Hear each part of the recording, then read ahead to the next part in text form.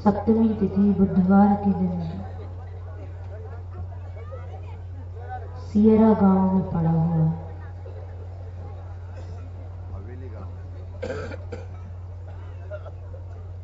हवेली गांव।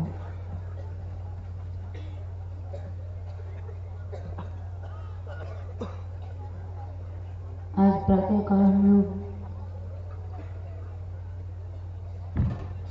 वृंदावन से चले पानी गांव होते हुए अनेकों गांवों को होते हुए राया पहुंचे, जहां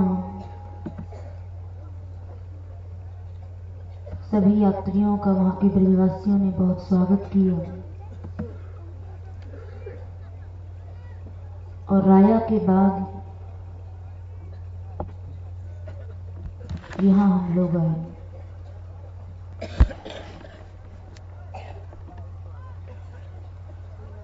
ये सारा क्षेत्र राया के ही अंतर्गत आता है।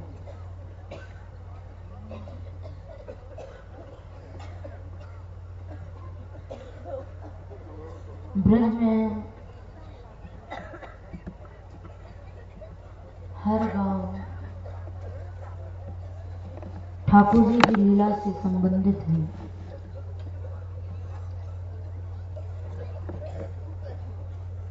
राया नाम क्यों पड़ा, वहां क्या लीला हुई, उसका क्या इतिहास है,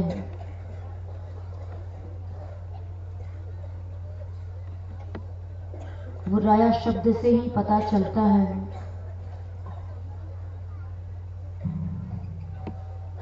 अमर कोश में धन के 13 नाम बताए हैं।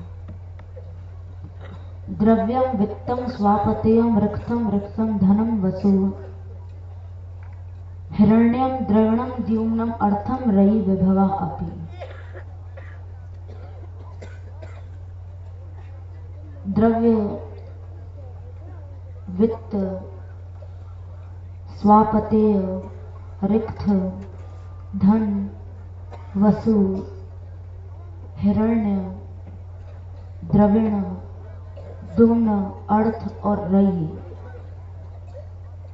ये 13 नाम धन के बताए गए हैं। रई शब्द से ही राया नाम बना है।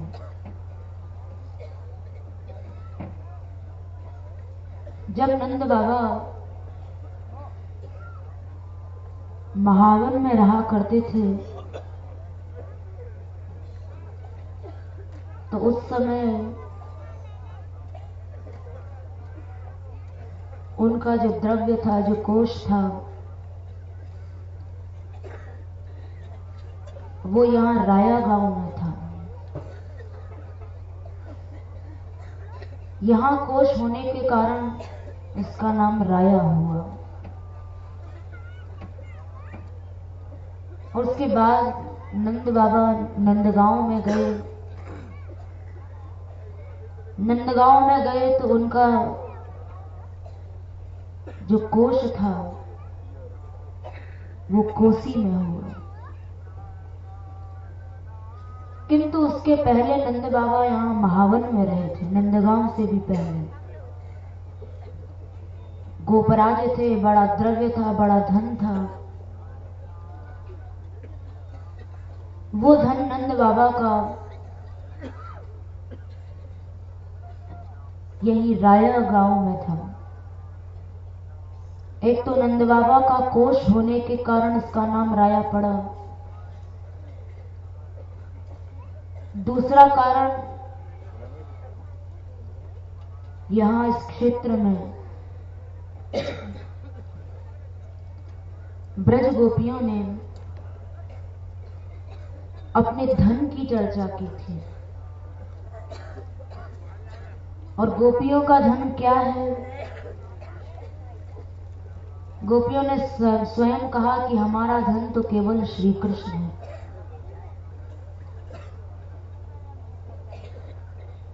गोपियों ने अपना सर्वस्व श्री कृष्ण को माना। गांव-गांव में ब्रज गोपियां कृष्ण प्रेम की चर्चा किया करती थी। कृष्ण कैसे धन है इसका वर्णन आता है। पुंजीभूतम प्रेम गोपांगनानम एकीभूतम गुप्त वित्तम श्रुतीनाम मूर्तिभूतम भावधेय यदूनाम श्यामीभूतम ब्रह्म में सन्निधत्ताम। गोपियों का जो प्रेम था वो प्रेम जब एकत्रित हुआ, पंजीभूत स्वरूप जो उसका था वो श्री कृष्ण थे। श्रुतियों का जो गुप्त धन था वो श्री कृष्ण थे। यदुवंशियों का जो एकत्रित भाग्य था वो श्री कृष्ण थे। और श्याम रूप में जब ब्रह्म प्रकट हुआ तो वो नीले वर्ण वाला जो ब्रह्म था वो श्री कृष्ण थे। ऐसा वो धन है जिसको श्रुतियों का गुप्त धन कहा गया। ब्रजवासियों ने तो अपना धन श्री कृष्ण को माना ही। ब्रह्मा जी ने भी इस बात को भगवान से कहा कि यद धामार्थ सुरत प्रियत्म तनया यद धामार्थ सुरत प्रियात्म तनय प्राणाशयास्त्वकृते। जिनका धाम माने रहने का स्थान, घर, मकान कृष्ण थे, अर्थ माने द्रव्य, धन जिनका कृष्ण थे, प्रिय जिनका प्यारा श्री कृष्ण थे। ये ब्रह्मा जी भगवान को बता रहे हैं कि ब्रजवासी किसे कहते हैं। जिनकी आठों चीजें श्री कृष्ण थी, जिनका धाम श्री कृष्ण था, जिनका धन कृष्ण था, जिनका सुरत कृष्ण था, जिनका प्रिय कृष्ण था, जिनका तनय माने बेटा बेटी भी कृष्ण थे, जिनका प्राण कृष्ण थे, जिनका शरीर कृष्ण थे, जिनका मन कृष्ण थे, वो ब्रजवासी थे।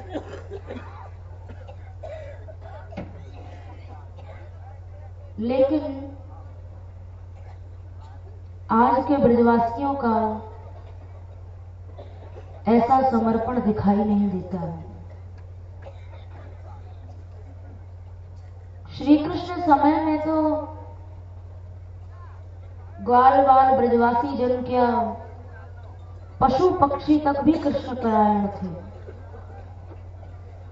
वेणु गीत में आता है, गावश्च कृष्ण मुख निर्गत वेणु गीत पीयूष मत्त भित कर्ण पुटहि पिबन्त्यः शावाः स्मृतस्तन पयः कवलाः स्मृतस्थुर गोविंदम आत्मनि दृशा शुक्लाः स्पृशन्त्यः।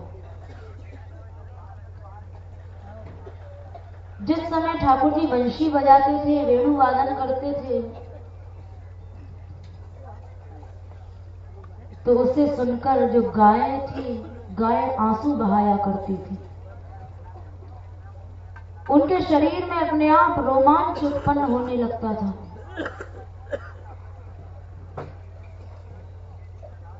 उस समय बछड़े जो थे, उनके मुंह में जो दूध था, उस दूध को ना तो वे निगल पाते, ना उसको उगल पाते थे। ऐसी विचित्र स्थिति बछड़ों की हो जाती। गायें कान खड़े करके कृष्ण के इस वेणु वादन को बड़े ध्यान से सुनती थी और अश्रु प्रवाहित किया करती थी। इस बात को स्वयं गोपियों ने भी प्रणय गीत में प्रभु से कहा, कास्त्रंगते कल्पदायत मूर्छितेन सम्मोहितार चरता न चले त्रैलोक्यम त्रैलोक्य सौभगमिदं च निरीक्ष रूपम यद गोद्विज द्रुम मृगा पुलकान्य विभ्रम। गोपियां श्री कृष्ण को कहती हैं, हे नाथ, ऐसी कौन सी महाशक्ति है जो तुम्हारे इस रूप को देखकर विचलित ना हो? ऐसी कौन सी संसार में स्त्री है जो तुम्हें देखकर मोहित ना हो? जब तुम्हारे इस रूप लावण्य को देखकर गोद्विज गायें भी मोहित हो जाती हैं, उनके अंदर भी रोमांच पैदा होने लगता है। द्विज माने पक्षी गण आकाश में उड़ते हैं और जब श्री कृष्ण की वंशी सुनते हैं और उनका रूप देख लेते हैं तो आकाश में उड़ते उड़ते भी वो अश्रु प्रवाहित किया करते हैं। द्रुम माने पेड़ पौधे, उनके अंदर भी अपने आप रोमांच पैदा होने लगता है। मृगा, हिरणों की स्थिति भी बड़ी विचित्र हो जाती है। तो जब ब्रज के गाय, बछड़े, पशु, पक्षियों की ये स्थिति है, वो इस स्थिति से इस प्रकार से कृष्ण परायण थे, तो फिर ब्रजवासियों के समर्पण के बारे में कोई क्या कह सकता है? ब्रजवासियों ने अपना सर्वस्व श्री कृष्ण को माना। ब्रज गोपियों ने कहा, हमारे धन तो एकमात्र श्री कृष्ण है। इसलिए ठाकुर जी को परम धन कहा गया। गोपियों ने ये जो निर्णय लिया कि कृष्ण ही हमारे सर्वस्व हैं, कृष्ण ही हमारे धन है, ये इसी क्षेत्र में लिया था। और श्री कृष्ण को एकमात्र राया माने धन होता है। अपना धन मानने के कारण ही यहाँ का नाम राया हुआ। इसी बात को रसिकों ने अपने अपने पदों में, अपनी अपनी वाणियों में लिखा, क्योंकि ब्रज गोपियों की जो विचारधारा है वो विचारधारा सबकी एक है। ब्रज गोपियां कहती है, ना हमें धन चाहिए, ना हमें धाम चाहिए, हमें ना भूमि चाहिए, ना किसी प्रकार का कोई सुख चाहिए। तो क्या चाहिए? कहती है, हमें केवल श्री कृष्ण चाहिए।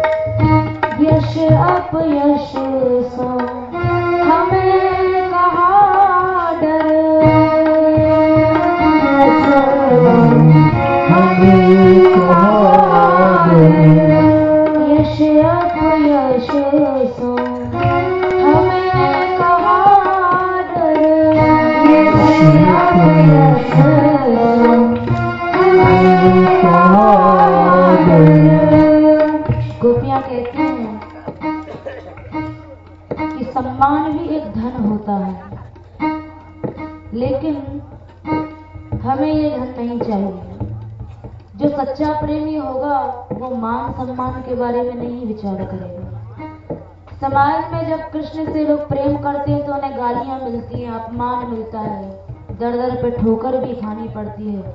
लेकिन सच्चा प्रेमी जो होता है वो यश, अपयश, मान, सम्मान, सुख, दुख इनके बारे में विचार नहीं करता है। प्रेमी केवल अपने प्रेमास्पद को चाहता है, अपने इष्ट को चाहता है, जैसे गोपियों ने चाहा। यश अपयश हमें कहा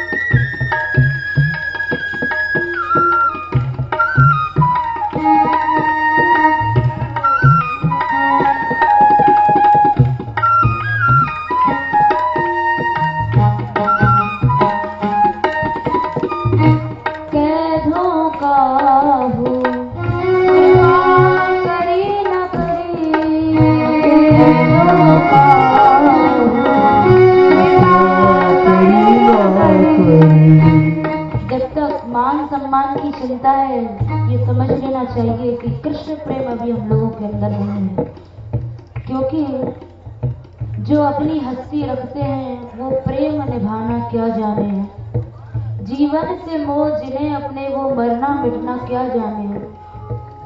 जो मीठे भोजन खाते हैं वे ठोकर खाना क्या जाने हैं, जो इंद्रिय सुख के भोगी हैं प्रभु हेतु तड़पना क्या जाने। निश्चित है कि जब तक अपने मान सम्मान यश अपयश की इच्छा है, चिंता है, हम लोग अपने आप को कृष्ण प्रेमी कहलाने के अधिकारी नहीं हैं। कृष्ण प्रेम हम लोगों के अंदर नहीं आया है। कृष्ण प्रेमी की पहचान है कि वो केवल कृष्ण को चाहेगा, वो कृष्ण की कृपा को चाहेगा। कैधों का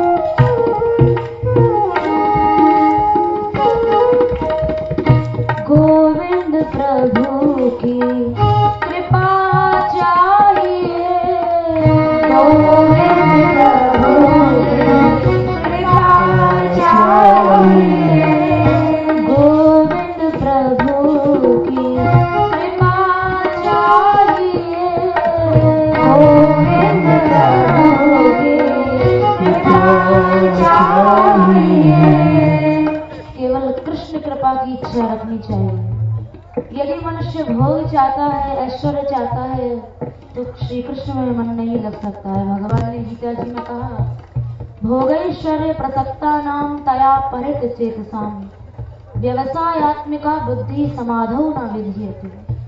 जब तक तुम्हारा मन भोग में और ऐश्वर्य में लिप्त है, भोग को चाहता है, ऐश्वर्य को चाहता है, तब तक निश्चित है कि तुम्हारी बुद्धि, तुम्हारा मन मुझ में नहीं लग पाएगा। जो कि मनुष्य जीवन का सर्वश्रेष्ठ लक्ष्य है, कृष्ण प्राप्ति, वो तभी होगी जब हमें उनकी प्राप्ति की इच्छा होगी। और उनकी प्राप्ति की इच्छा वाला भोग और ऐश्वर्य को नहीं चाहेगा, वो केवल उनकी कृपा को चाहेगा, उनको चाहेगा। गोविंद प्रभु की कृपा चाहिए, गोविंद प्रभु की कृपा चाहिए। जो है सकल घोष सिरता,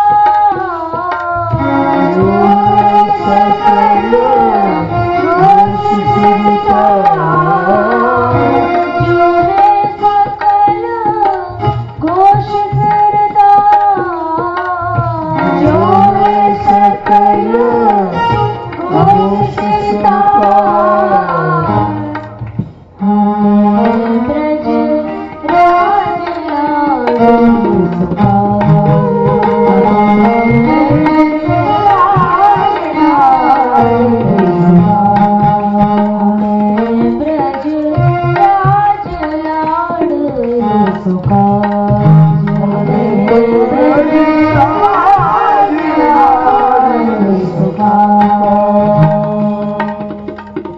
गोपियों ने, ब्रजवासियों ने जहाँ श्री कृष्ण को अपना एकमात्र धन माना था, ये वही स्थान है, ये वही भूमि है।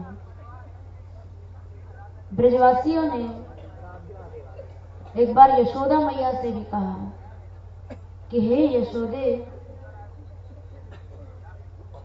एकमात्र जो धन है कृष्ण, वो कृष्ण रूपी धन तूने ऐसा कौन सा धर्म किया, ऐसा कौन सा सुकृत किया जो कृष्ण रूपी धन को प्राप्त किया। सारे ब्रह्मांड का जो एकमात्र धन है, उस धन को तू अपने आंचल में छिपाए बैठी है। तू कितनी सौभाग्यशालिनी है। ब्रजवासी गण यशोदा मैया को कहते हैं, ये धन धर्म ही सौंपायो,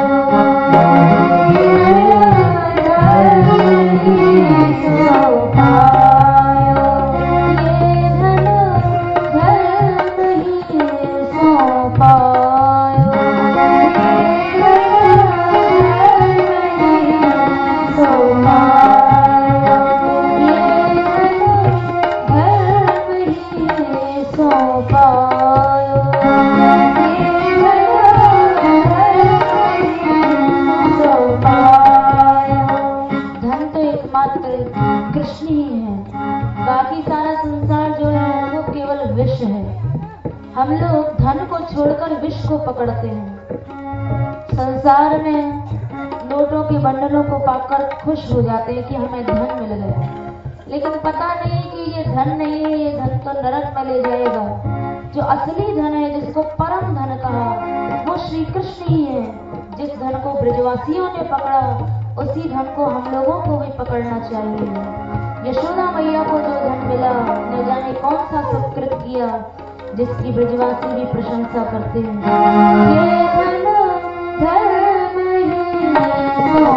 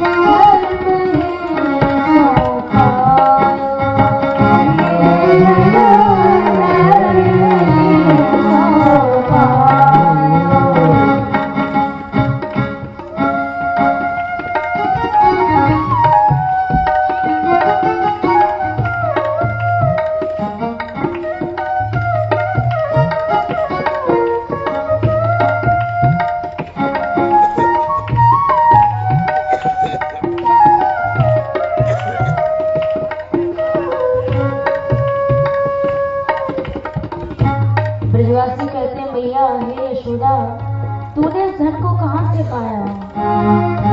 सो धन धरो क्षीर सागर में,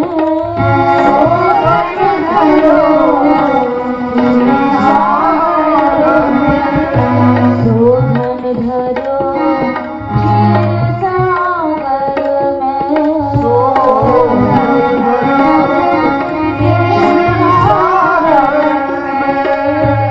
क्षीर सागर से ये धन आया। ब्रह्मा जी गए, प्रार्थना की, हे प्रभु आप इस मरण धर्मा संसार में अवतार लें, जिससे लोग आपको जान सके, आपके नाम की महिमा को, आपके गुणों को जान सके। तब ब्रह्मा जी की प्रार्थना से ये धन क्षीर सागर से यशोदा मैया के आंचल में आया। सो धन धरो क्षीर सागर में, सो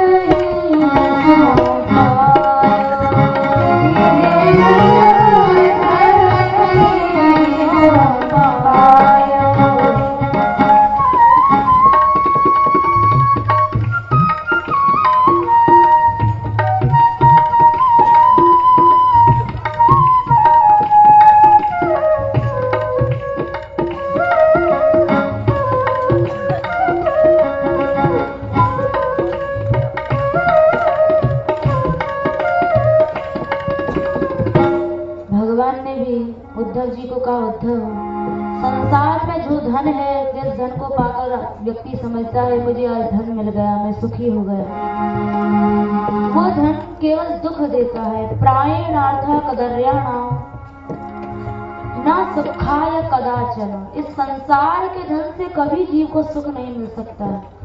यह चात्मों पतापा है, मनुष्य जीते जी उसकी आसक्ति में जलता है, उसकी चिंता में जलता है कि हमारे धन को कोई ले ना जाए, कोई चुरा ना ले, नष्ट ना हो जाए।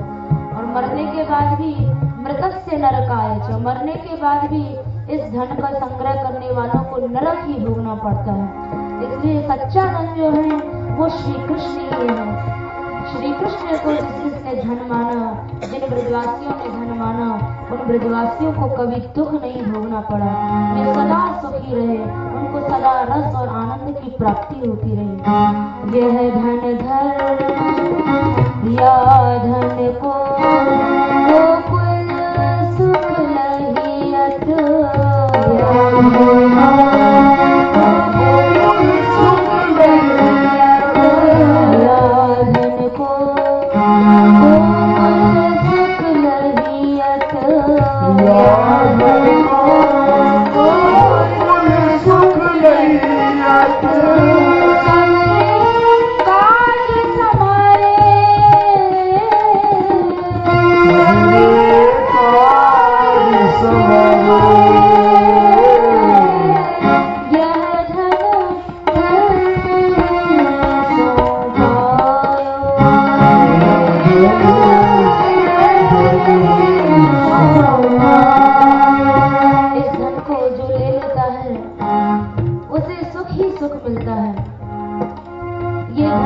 यशोदा मैया को मिला, रोहिणी मैया को मिला।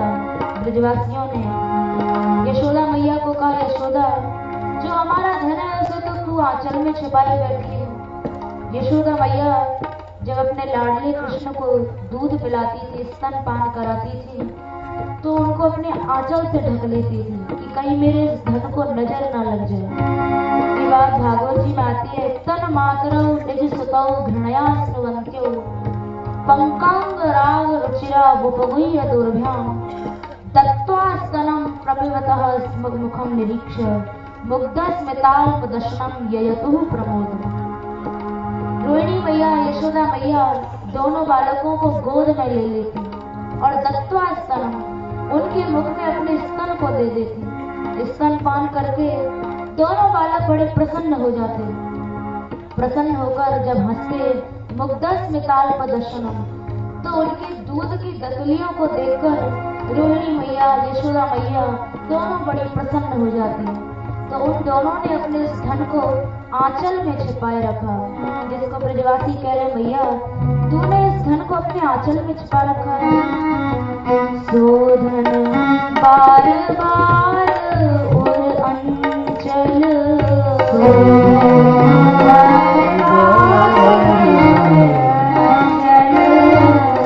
धन बार बार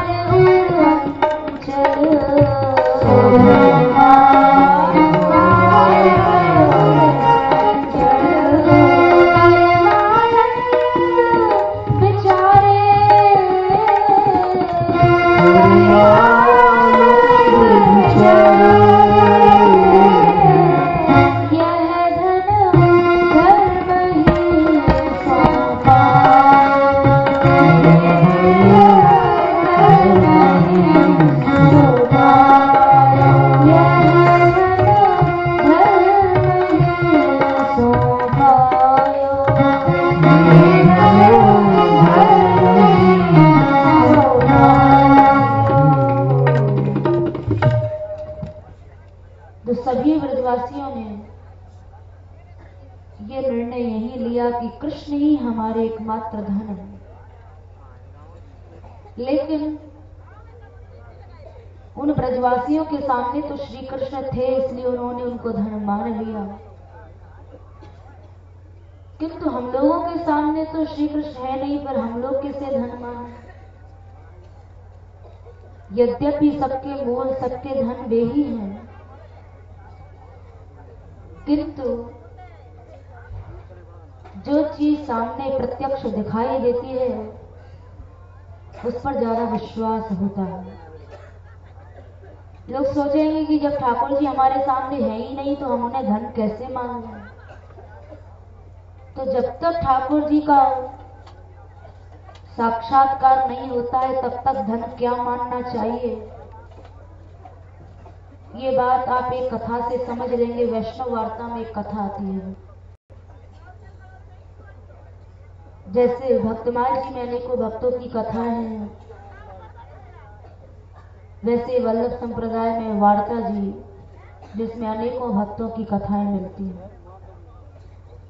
तो वार्ता जी में एक कथा आती है किशोरी बाई की।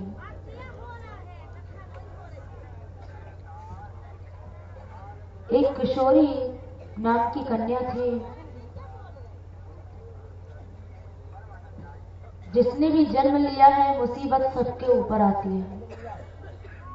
जब भगवान तक के ऊपर मुसीबत आई, राम जी को 14 वर्ष के लिए वनवास जाना पड़ा, सीता जी का हरण हुआ, युद्ध हुआ, लक्ष्मण जी को शक्ति लगी, भगवान श्री कृष्ण को तो जन्म लेते ही मथुरा से भागना पड़ा, यमुना बड़ी हुई। तो जब भगवान के ऊपर भी मुसीबतें आई तो फिर जिन जिन ने भी जन्म लिया है मुसीबत सबके ऊपर आती है, और कभी कभी मुसीबतें एक साथ टूट पड़ती हैं।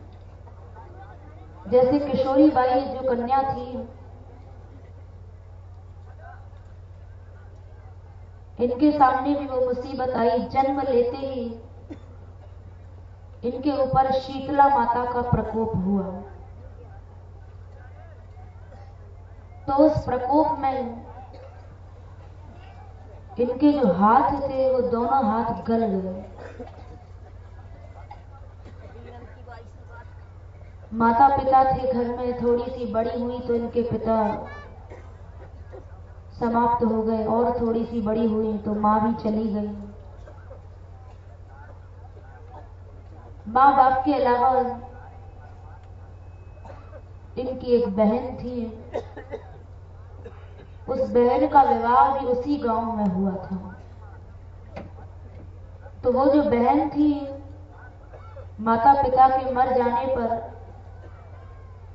वो दिन में एक बार जाकर किशोरी को भोजन कराया करती थी।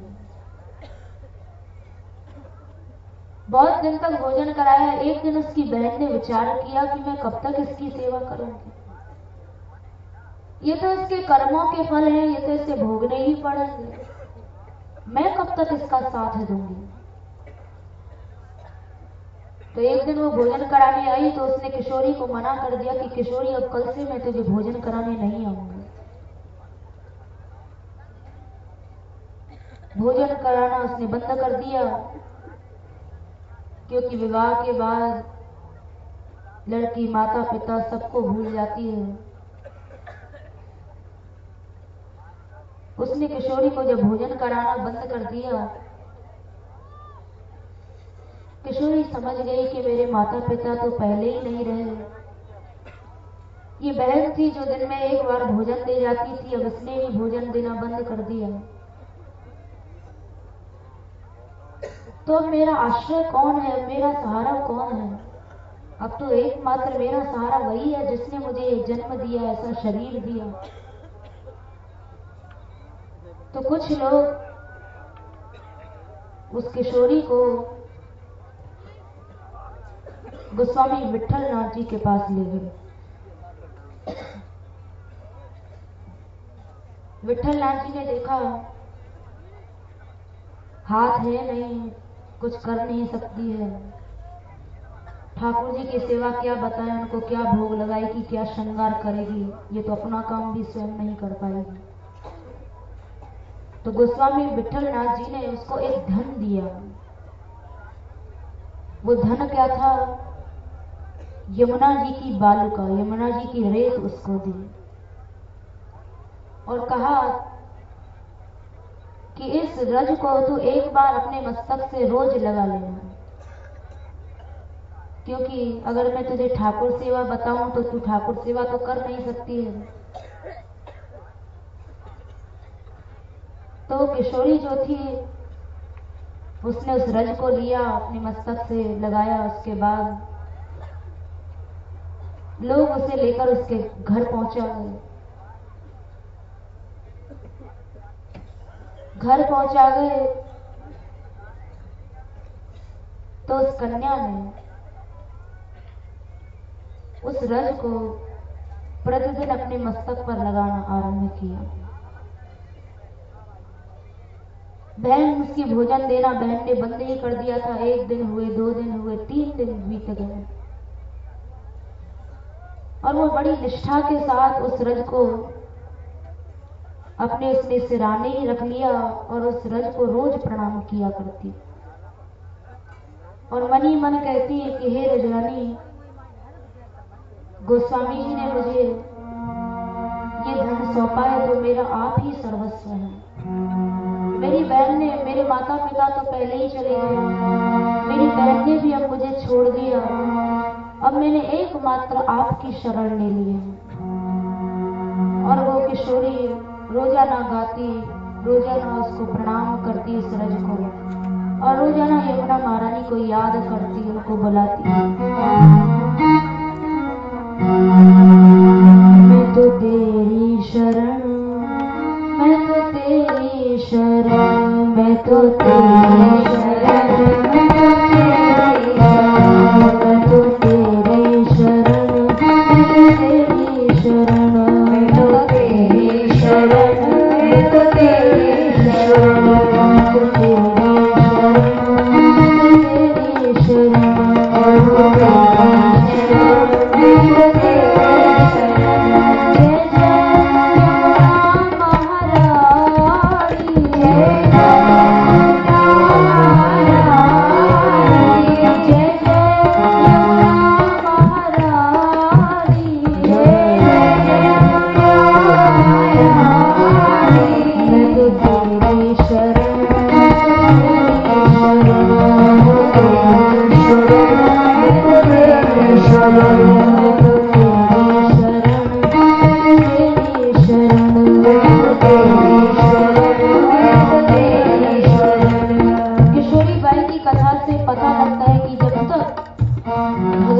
साक्षात्कार नहीं हुआ है तब तक भगवान की आराधना को ही एकमात्र अपना धन मान लेना चाहिए। किंतु हम प्रमादी लोग, आलसी लोग, हम लोगों का आराधना में मन नहीं लगता, ये दुर्भाग्य है। जब तक साक्षात्कार भगवान का नहीं होता है तब तक मनुष्य को एकमात्र धन भगवत आराधन ही मानना चाहिए, भगवत आश्रय ही एकमात्र धन मानना चाहिए। जैसे किशोरी बाई ने शरण ली। जय यमुना महारानी, जय यमुना महारानी, मैं तो तेरी शरण शरण तेरी शरण, मैं तो तेरी शरण। मैं हूँ अनाथ इकबाला,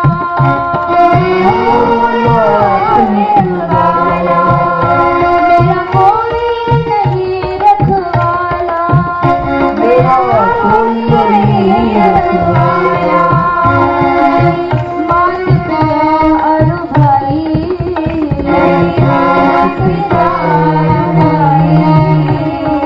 किशोरी पुकारा करती कि हे यमुना मैया, ना कोई संसार में मेरा भाई है, ना बहन है, ना माँ है, ना बाप है। अब तो एकमात्र मेरी आशन्या तू ही है, इसलिए तू मुझे अपना सहारा दे, अपना आश्रय दे। मेरी मात पिता और भाई, मेरी मात पिता और भाई, मेरी मात पिता और भाई, मेरी मात पिता और भाई। तू ही एक यमुना माई, तू ही एक यमुना माई। पहचानी पहचानी कोई पहचानी, मैं तो तेरी शरण तेरी शरण, तेरी शरण, मैं तो तेरी शरण, मैं तो तेरी शरण, मैं तो तेरी शरण, तेरी शरण, मैं तो तेरी शरण। जय जय महारानी, मैं तो तेरी शरण,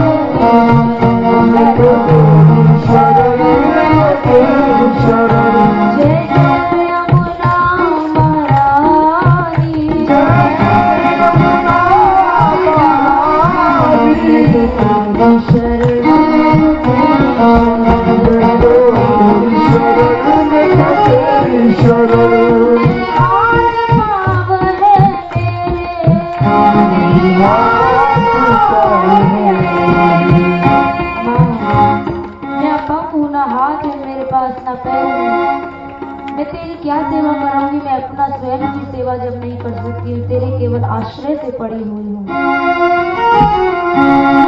हाथ पाँव है मेरे, हाथ पाँव है मेरे, दुख के बादल है घेरे, दुख के बादल है घेरे, ताले लागे हैं काया,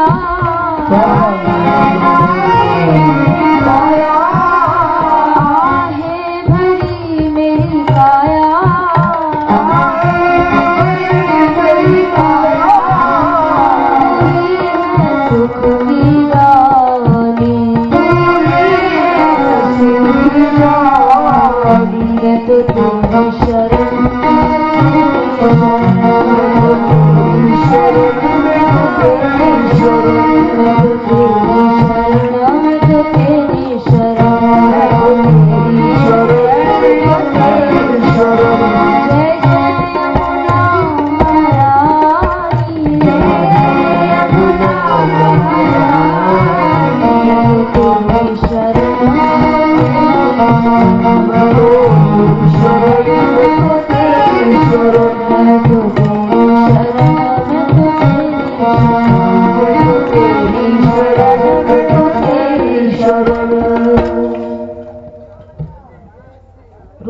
रोते किशोरी जब गाने लगी तो उसी समय उसे ऐसा लगा मानो किसी ने झोपड़ी का दरवाजा खोला।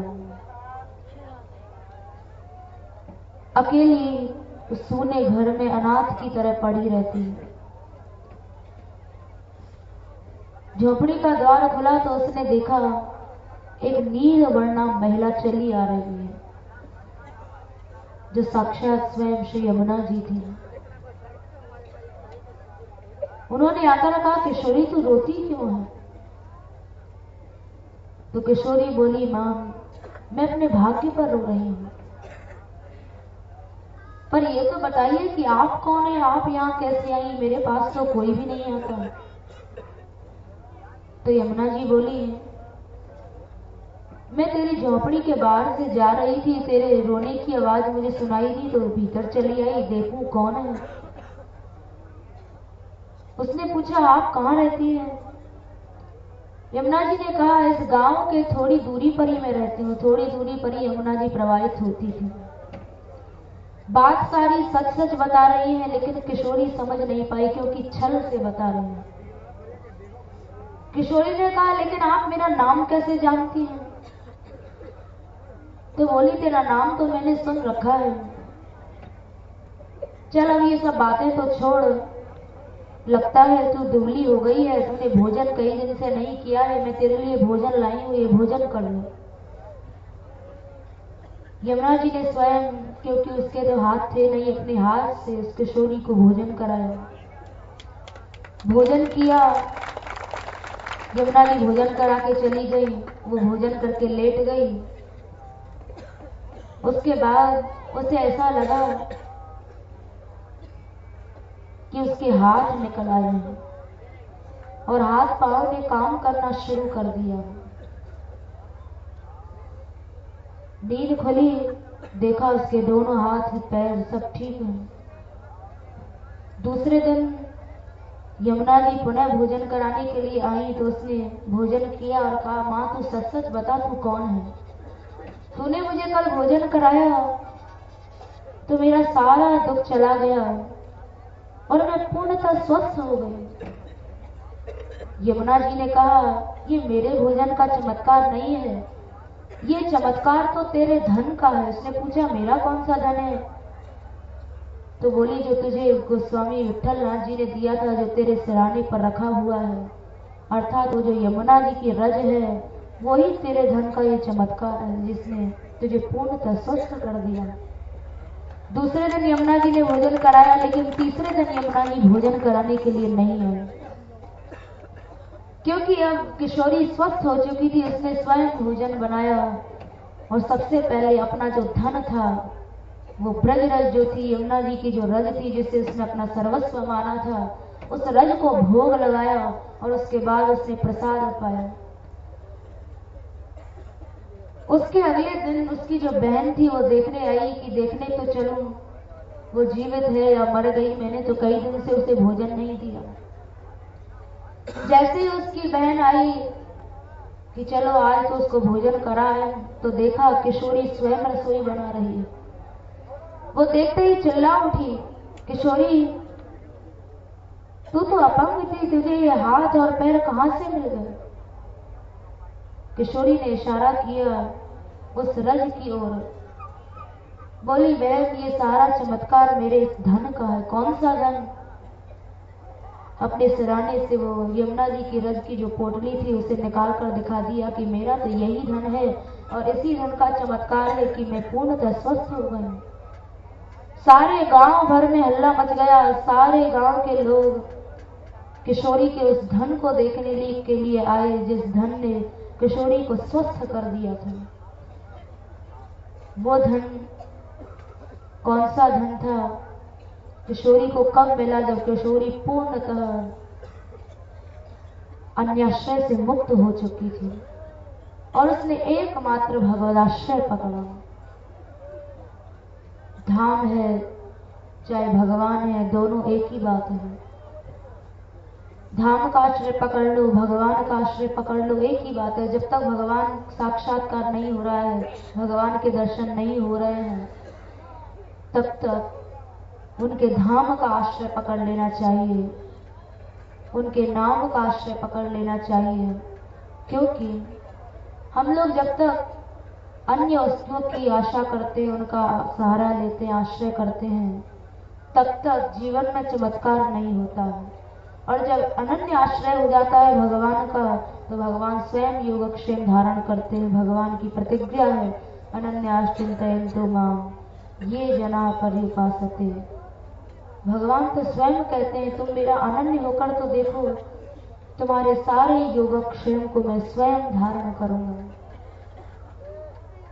तो गोपियों ने भी, क्योंकि गोपियों के सामने तो श्री कृष्ण थे, इसलिए उन्होंने श्री कृष्ण को अपना धन मान लिया। लेकिन जब तक हमारे सामने श्री कृष्ण नहीं आ रहे हैं, तब तक हमें इस धाम का आश्रय ले लेना चाहिए, भगवान के नाम का आश्रय ले लेना चाहिए और उसी को अपना एकमात्र धन मानना चाहिए। भगवान ही एकमात्र धन है। ये निर्णय इसी क्षेत्र में हुआ था, जिसके कारण उसका नाम राया हुआ। ये सारे गांव जितने भी हैं, ये राया के ही अंदर आ जाते हैं। तो आपको राया की कथा आप लोगों ने सुनी। अब अंत में थोड़ी देर कीर्तन करें।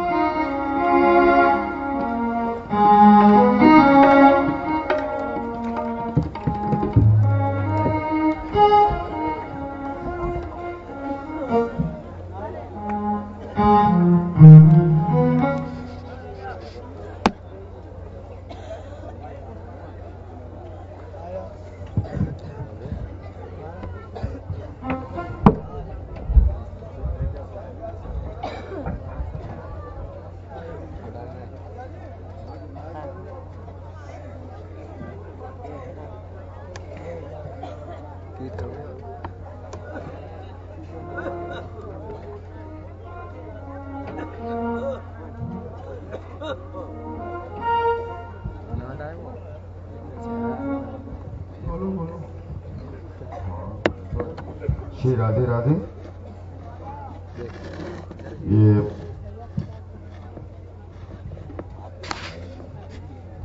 राया वालों ने दिन में भी स्वागत किया था और अब फिर आए हैं आपके सत्संग में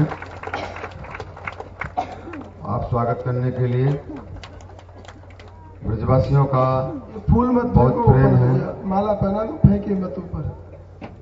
और इधर पीछे ककरेटिया वाले भी आए हुए हैं, जो कि इस क्षेत्र में हमारे मान मंदिर सेवा संस्थान से बहुत सारे प्रभात फेरी सम्मेलन हुए हैं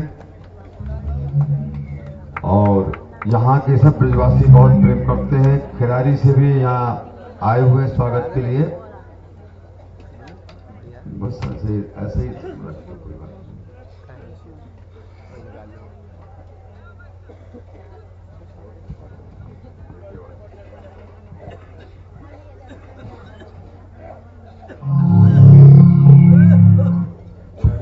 सब लोग बैठ जाइए। धन्यवाद आप सभी को। अभी कीर्तन हो रहा है, अभी थोड़ी देर कीर्तन होगा, इसके बाद में आप लोगों को भगवान के नाम के विषय में थोड़ा सा बताएंगे। जो तो आपके शांत चित्त से भगवत कथा श्रवण से ही एहसास हो गया हमको कि आप वास्तव में सच्चे ब्रजवासी हैं, भगवान की कथाओं में बड़ी रुचि रखते हैं। ठीक है, बैठिए।